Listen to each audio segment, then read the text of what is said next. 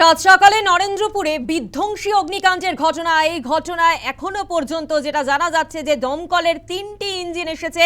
কালি তৈরির কারখানায় আগুনের ঘটনা, রাসায়নিক থাকায় আগুন দ্রুত ছড়ায়। নরেন্দ্রপুরের ছবি আপনারা দেখতে পাচ্ছেন। নরেন্দ্রপুরে সাত সকালে বিধ্বংসী অগ্নিকাণ্ডের ঘটনা।